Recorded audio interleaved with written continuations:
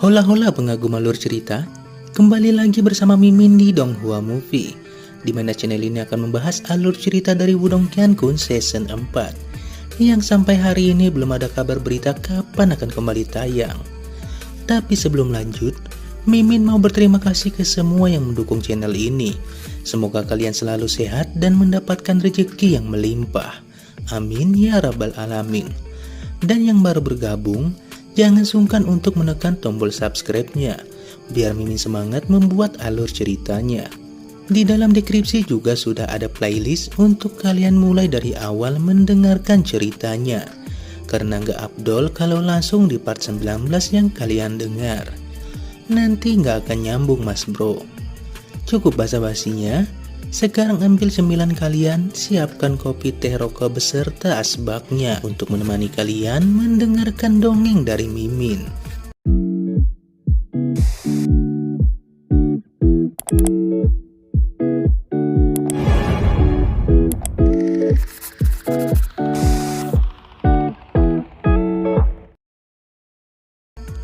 Puncak Gunung Black Yin yang misterius sangat berantakan. Meskipun ada sakte iblis besar, aliansi bela diri dan juga paksi lainnya untuk menegakkan ketertiban, namun di bawah ini adalah kota boneka yang mengerikan, dan berita tentang kejadian di atas secara alami dengan cepat menyebar ke bawah dan sontak menyebabkan kerusuhan di kota. Beberapa karakter yang lumayan kuat mulai merampok berbagai toko sakte boneka, karena sakte boneka yang mengerikan sepenuhnya tamat. Jika mereka tidak bertindak sekarang, kapan lagi mereka akan bertindak? Mulai dan juga yang lainnya tidak punya solusi untuk kekacauan ini. Lagi pula ada terlalu banyak orang di kota, dan pasukan yang mereka bawa tidaklah banyak. Karena itu mereka tidak memiliki cara untuk menjaga ketertiban, dan dengan demikian hanya bisa menutup mata terhadap situasi saat ini. Sementara seluruh gunung dalam kondisi kritis, Lindong masuk jauh ke dalam gunung Black Yin yang misterius yang ditemani oleh Xiaoyan di sampingnya. Sebelumnya Lindong telah memberi Xiaoyan 10.000 pil yuan murni untuk memulihkan semua luka di tubuhnya. Xiao Diao yang juga muncul di bahu Lindong juga merasakan ada sesuatu yang menarik di dalam pegunungan itu. Semakin dalam mereka menembus, semakin merasakan sesuatu. Memang ada area khusus di dalam gunung Black Yin yang misterius ini dalam ingatan Tengsa. Lindong tersenyum sedikit saat dia dengan cepat mengikuti jalan rahasia ke gunung itu. Yang sebenarnya dituju oleh Lindong adalah tempat penting bagi sakte boneka mengerikan, di mana di tempat itu bahkan beberapa tetua tidak diizinkan masuk. Namun sekarang Tengsa telah mati. Para penjaga di sini secara alami sudah mulai bubar, sehingga tidak ada yang menghalangi Lindong saat ia memasuki gua seperti terowongan ini. Orang pria dan juga dua binatang berjalan di terowongan yang agak gelap, sementara gelombang suram dan ki dingin terus-menerus menyembur keluar dari gua itu. Namun ki dingin semacam ini jelas tidak mengancam Lindong dan juga Xiaoyan yang telah menghabiskan waktu lama di celah Black Yin yang misterius. Oleh karena itu, tidak membuat mereka berhenti, bahkan mereka terus mengikuti terowongan itu semakin dalam. Perjalanan sunyi ini berlangsung selama beberapa puluh menit. Gunung Black Yin yang misterius ini memang sangat luas, dan menurut perkiraan mereka, Lindong dan juga gengnya harus secara bertahap mencapai pusat gunung misterius Black Yin ini. Setelah perjalanan singkat, akhirnya muncul beberapa cahaya di lorong di depan mereka. Saat kaki Lindong berhenti, kekuatan Yuan di tubuhnya dengan cepat mulai berputar-putar. Seperti biasa, MC kita memiliki sifat yang berhati-hati dan tentu saja tidak akan ceroboh di tempat seperti ini. Xiaoyan juga mengeluarkan raungan rendah saat cahaya merah berkedip di tubuhnya. Piton merah di punggungnya juga mengangkat tubuhnya sebagai ki dingin yang hebat berkumpul di mulutnya. Setelah menyelesaikan semua persiapan mereka, Lindong sekali lagi mengangkat kakinya. Segera setelah itu ruangan di depan matanya tiba-tiba melebar. Terowongan sempit itu menghilang ketika sebuah gua batu yang sangat besar menggantikannya. Luas permukaan gua batu ini sangat luar biasa. Jika Mimin masuk dan ukur, setidaknya ada 1 hektar. Mutiara cahaya malam yang tak terhitung jumlahnya tertanam di dinding gua. Saat cahaya lembut menyelimuti tempat itu, tatapan Lindong melihat sekeliling gua batu sebelum berhenti di tengah, di mana di sebuah gua besar berwarna hitam pekat berbaring, ki dingin yang menakjubkan melesat keluar dari dalam seperti air mancur. Setelah melihat adegan ini, keheranan melintas di mata Lindong. Namun Xiao Dao yang melihat ke arah gua hitam pekat yang tampaknya terhubung ke bawah tanah dan menemukan sesuatu di dalamnya, dia pun memberitahu Lindong. Lindong yang mendengarnya langsung ke tepi lubang hitam yang besar itu. Otot-ototnya langsung mengencang ketika dia melirik ke dalam. Kegelapan memenuhi gua besar, tapi jenis kegelapan ini tidak ada gunanya bagi Lindong. Dengan demikian adegan di dalam jelas bisa sepenuhnya dilihat dengan matanya. Hal pertama yang masuk ke matanya adalah rantai raksasa yang bahkan lebih besar dari tubuh manusia. Rantai ini melekat pada dinding gua di sekitar dan ada barisan simbol aneh pada mereka. Karena ada simbol-simbol ini, rantai itu menjadi agak aneh karena sinar cahaya tipis bolak-balik di rantai itu. Mata Lindong berhenti pada rantai raksasa ini selama beberapa detik sebelum dia tiba-tiba berbalik ke arah tempat semua rantai ini terjalin. Dan tiba-tiba dia menemukan sosok yang benar-benar merah duduk di kegelapan. Keempat tungkai dan leher sosok itu terikat dengan kuat oleh rantai. Lindong menatap kaget pada sosok berwarna darah yang terikat erat oleh rantai raksasa itu. Meskipun ia telah mendapatkan beberapa ingatan Tengsa, orang itu tampaknya sangat takut dengan semua ini. Hal itu menyebabkan Lindong tidak dapat memperoleh informasi dari ingatan Tengsa. Sosok itu tampak berwarna merah darah, seolah-olah telah dicelup dalam darah segar. Meskipun tidak bergerak, aura yang kejam dan jahat menyebar kemana-mana. Saat dia merasakan aura jahat yang mengerikan mengelilingi sosok itu, ekspresi Lindong tiba-tiba berubah. Siapa sebenarnya sosok darah ini? Mengapa itu terperangkap di sini? Mungkinkah ini dilakukan oleh sakti boneka mengerikan? Berbagai macam pertanyaan muncul di benak Lindong. Tapi di saat kebingungan muncul di hatinya, Xiao Dao kembali membantunya. Di mana kali ini dia mengatakan jika sosok itu bukanlah manusia, sosok itu adalah boneka simbol. Setelah mendengar kata-kata ini, Lindong langsung menggigil. Boneka simbol seperti apa yang begitu menakutkan? Dibanding dengan sosok darah ini, bahkan boneka simbol kelas tingginya hanya terlihat seperti perabotan biasa. Ini adalah boneka simbol jiwa. Di mata Xiao Dao ada sedikit kejutan. Dia jelas agak heran mengapa boneka jiwa akan muncul di tempat seperti ini. Lindong terdiam sesaat, segera setelah itu ekspresinya mulai sedikit berubah. Dia sudah tahu bahwa ada boneka jiwa yang lebih kuat di atas boneka simbol kelas tinggi. Tetapi boneka simbol jiwa tidak mudah dibuat. Ditambah lagi boneka simbol jiwa yang sejati memiliki kesadarannya sendiri dan bahkan mirip dengan manusia. Meskipun Lindong tidak pernah secara pribadi melihat boneka simbol jiwa sebelumnya, tidak akan ada yang menjadi tandingan dari boneka jiwa. Tapi bagaimana bisa sakti boneka mengerikan memiliki boneka jiwa? Dan jika memang dia memilikinya, kenapa Tengsa tidak bisa menggunakannya? Namun Xiao Dao mengatakan jika boneka jiwa ini sudah ada sebelum sakti boneka mengetahuinya. Dan dia juga memperjelas jika boneka jiwa itu bukanlah milik sakti boneka mengerikan. Mendengar penjelasan dari Xiao Dao, Lindong sepertinya mempercayai perkataannya. Kemudian setelah beberapa saat, Lindong terkejut saat dia menundukkan kepalanya dan melihat lebih dekat pada lubang gelap. Baru kemudian ia menemukan bahwa tidak hanya ada simbol pada rantai, bahkan dinding ditutupi oleh barisan simbol. Simbol-simbol ini seharusnya sudah ada sejak lama, karena beberapa dari mereka sudah menjadi lebih redup. Meskipun simbolnya mulai redup, Lindong masih bisa merasakan kekuatan besar yang terkandung di dalamnya. Mengingat kekuatan sakti boneka mengerikan, mereka memang tidak dapat mengatur formasi penyegalan semacam ini. Sepertinya yang dikatakan Xiao Dao memang benar. Boneka jiwa yang misterius ini telah ada bahkan sebelum sakti boneka mengerikan ada di situ. Mengapa orang-orang ini ingin menyegel boneka jiwa ini? Bagaimanapun juga itu akan sangat membantu, pikir Lindong. Kemudian Xiao Dao menatap sosok darah yang duduk di dalam kegelapan dan terdiam beberapa saat sebelum tiba-tiba menjawab. Karena itu adalah boneka jiwa darah. Lindong terkejut. Ada banyak cara untuk membuat boneka simbol. Salah satu paling kejam adalah secara langsung menggunakan kehidupan seseorang. Metode ini memang sangat kejam, tetapi boneka simbol yang dibuat dengan cara ini sebagian besar dipenuhi dengan kemarahan yang meluap dan kemungkinan besar akan melahap tuannya. Namun Xiao Dao tidak berhenti sampai di situ. Dia juga menunjukkan ke Lindong hal lainnya. Lihatlah warna darah pada jiwa boneka ini. Semuanya terbentuk dari darah.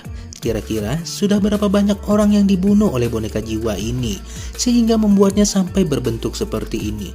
Ditambah lagi Xiao Dao tidak menyarankan Lindong untuk melepas segelnya, karena jika dilepas kemungkinan boneka jiwa ini akan mengamuk dan membunuh mereka. Mata Lindong berubah serius. Jika semua perkataan Xiao Dao itu benar, maka boneka jiwa darah ini memang terlalu berbahaya. Jika benar-benar dilepaskan, provinsi besar akan berada dalam situasi yang mengerikan. Lindong tidak ragu bahwa kekuatan boneka jiwa darah ini sudah sangat cukup untuk menyapu bersih seluruh provinsi besar. Tidak heran jika Tengsa tidak berani melakukan apapun terhadapnya. Dia pasti takut jika boneka ini dilepas, dia akan menjadi yang pertama dibunuh oleh boneka itu. Lindong menghela napas dengan lembut dan merasa agak menyesal. Jika dia bisa mendapatkan boneka jiwa yang menakutkan ini, dia akan benar-benar memiliki jimat pelindung untuk dirinya. Pada saat itu, bahkan jika dia ingin menyerang 4 klan besar sendirian, dia tidak akan terlalu takut. Dengan rasa kecewa, dia pun mengajak gengnya untuk pergi dan menghancurkan lorong gua tersebut. Karena jika dibiarkan terbuka akan menyusahkan jika orang lain masuk menemukannya. Namun di saat Lindong hendak berbalik, Xiao Diao pun menahannya. Lindong yang mendengarnya langsung melihat Xiao Diao melambaikan cakarnya. Ketika ia menatap tatapan Lindong yang menatap ke arahnya, dia pun tertawa seraya berkata, "Sayang sekali untuk melepas pasukan tempur yang super praktis seperti ini." Setelah mendengar kata-kata Xiao Diao, kegembiraan tiba-tiba menyembur di mata Lindong. Sambil menggosok-gosok tangannya, dia pun bertanya, "Apakah kamu bisa mendapatkannya?" Namun Xiao Diao mengatakan jika bukan dia yang bisa melakukannya. Kemudian cakar Xiao Diao tiba-tiba menunjuk ke arah telapak tangan Lindong. Mata Lindong menoleh untuk melihat telapak tangannya sendiri, dan dia sangat terkejut luar biasa. Segera dia dengan cepat mendapatkan kembali akal sehatnya dan kesenangan dengan cepat menyembur ke matanya. Melihat ekspresi Lindong, Xiao Diao pun menganggukkan kepalanya dan berkata, "Jimat batu misterius penuh dengan misteri. Berdasarkan kekuatannya, batu itu harusnya mampu menyegel boneka jiwa darah. Di masa depan, jika kamu berlatih dengan itu, kamu mungkin bisa menaklukkannya.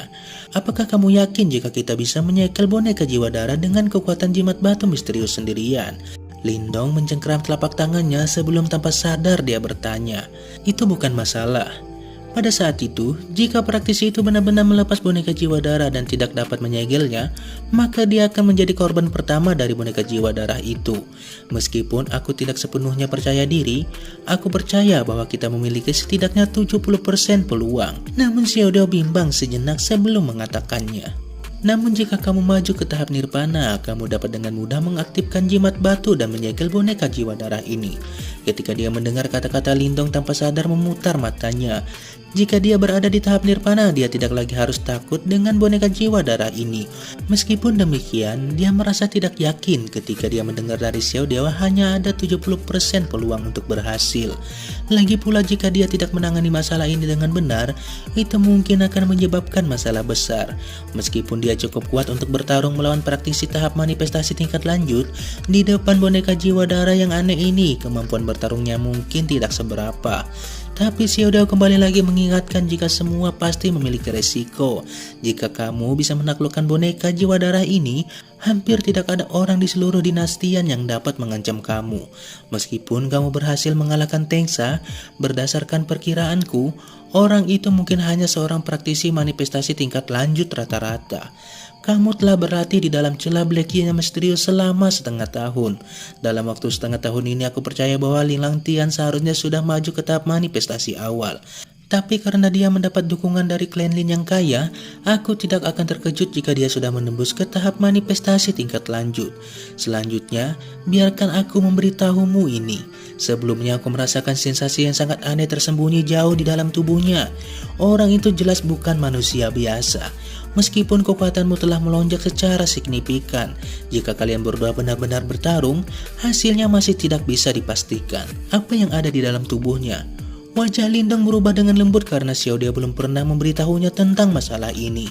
Tapi Xiao Diao juga tidak yakin, dia hanya merasakan sesaat ketika mereka berada di depan tablet manifestasi. Ling Langtian ini tidak hanya memiliki bakat kultivasi yang luar biasa, tetapi dia juga memiliki kekayaan yang sangat banyak. Ditambah lagi saat ini Lindong dan juga Ling Langtian sebentar lagi akan melakukan pertemuan keluarga, di mana semua masalah antara keduanya harus segera diselesaikan di tengah arena. Namun jika Lindong bisa menaklukkan boneka jiwa darah ini, dia tidak perlu takut lagi akan hal itu. Lindong diam sementara waktu matanya pun bersinar. Awalnya dia percaya bahwa setelah dia mendapatkan simbol leluhur yang melahap dan kekuatan yang telah melonjak sangat tinggi, kemungkinan untuk dengan mudah mengalahkan Ling Langtian. Namun setelah mendengar kata-kata dari Xiao Diao, dia akhirnya menyadari bahwa dia telah meremehkan lawannya. Selain itu, bahkan jika Lilang Tian belum mencapai tahap manifestasi tingkat lanjut, kekuatannya pasti tidak akan kalah dari Tengsa. Paling tidak di depan tablet manifestasi, Lilang Tian juga memperoleh seni bela diri manifestasi yang sangat kuat. Selain itu, apa yang menyebabkan seseorang sangat mewaspadai dirinya adalah seberapa banyak seni bela diri manifestasi yang Lilang Tian miliki. Berdasarkan status klan Lin di dinasti Yan, Lindong tidak akan percaya jika mereka sebenarnya tidak memiliki beberapa seni bela diri manifestasi. Kalau begitu, kemampuan bertarung Lilang Tian akan benar-benar menakutkan. Jika Lindong berkelahi dengannya, itu akan seperti pertempuran antara dua harimau dan itu akan sangat sengit. Selain itu, hal yang paling penting adalah Lilang Tian adalah jenius paling berharga dalam sejarah klan Lin. Jika dia memilih untuk bertarung dengan Lilang Tian, kemungkinan dia akan menghadapi beberapa perlawanan dari dalam klan Lin. Pada saat itu, Lindong akan membutuhkan kartu as di lengan bajunya untuk menekan mereka. Saat ini, boneka jiwa misterius ini praktis adalah hadiah yang diberikan oleh dewa. Baiklah, mari kita mulai. Setelah merenung sebentar, keraguan di mata Lindong akhirnya menghilang sebelum ia dengan serius menganggukkan kepalanya dan berbicara dengan dalam. Tidak peduli apa, untuk pertemuan keluarga yang akan datang dia ingin memberikan kinerja yang paling mempesona. Dan tidak ada yang akan menghalangi jalannya bahkan dalam menaklukkan boneka jiwa darah ini.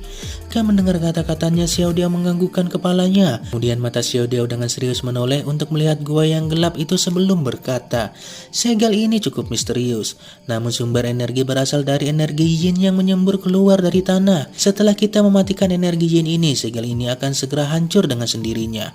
Pada saat itu, ketika segel itu rusak, kamu harus mengaktifkan jimat batu misterius dan menyegel boneka jiwa darah dengan batu itu, ujar Lindong. Begitu boneka jiwa darah itu ada di dalam jimat batu misterius, dia tidak akan berontak dan menyerah pada akhirnya. Kemudian Lindong pun menyuruh Xiao Diao untuk mematikan lebih dulu energi yin itu. Lindong sangat menghela napasnya. Kemudian dia mengambil langkah ke depan sementara matanya terkunci erat pada bayangan berdarah yang tertahan oleh beberapa logam besar. Selanjutnya dia memutar telapak tangannya sebelum lubang di belakang telapak tangannya mulai memanjang. Segera dia memusatkan pikiran pada lubang hitam itu. Saat lubang hitam itu memanjang, segerombolan kekuatan melahap yang kuat meledak. Seketika semua energi yin yang memancar keluar dari tanah dengan cepat ditelan oleh lubang hitam itu. Saat energi yin dimatikan, simbol pada rantai logam besar sebenarnya mulai berkurang secara bertahap. Sementara itu, cahaya yang mengalir melintasi mereka berlahan-lahan semakin lemah, sampai akhirnya retakan kecil muncul pada rantai logam besar itu. Lindong menatap dengan sungguh-sungguh pada pemandangan ini, sementara matanya tetap terkunci pada sosok berdarah itu. Tiba-tiba matanya menyusut tajam. Itu karena dia menyadari bahwa boneka darah ini sebenarnya tiba-tiba bergetar. Pada saat yang sama, gelombang kejut yang sangat ganas berlahan-lahan muncul dari sosok berdarah itu, dan itu tampak seperti binatang buas ganas yang baru saja terbangun. Berdiri di samping Lindong, Xiao Yan juga merilis serangkaian geraman yang dalamnya, sementara semua sisik berdarah di tubuhnya mulai menggeliat, seolah-olah dia mendeteksi aura yang sangat berbahaya dari sosok berdarah itu. Semua simbol yang menyebar di sekitar dinding gua mulai redup satu persatu. Sepertinya kekuatan formasi besar ini dengan cepat menurun. Saat semua simbol ini mulai redup, tiba-tiba di dalam gua yang gelap, suara hulala yang memekakan telinga tiba-tiba muncul dari rantai logam itu. Ketika mereka mendengar suara ini, mata Lindong dan Xiao Yan membeku. Itu karena mereka melihat bayangan berdarah yang sedang diikat oleh rantai logam besar itu berlahan mengangkat kepalanya, cuy. Luar biasa, cerita semakin memanas guys. Gimana menurut kalian? Jika kalian menyukai cerita ini, langsung tekan tombol subscribe dan like-nya ya. Silahkan berkomentar jika ada kesalahan dalam penyebutan kata-katanya. Mimin undur diri dulu dan bye-bye.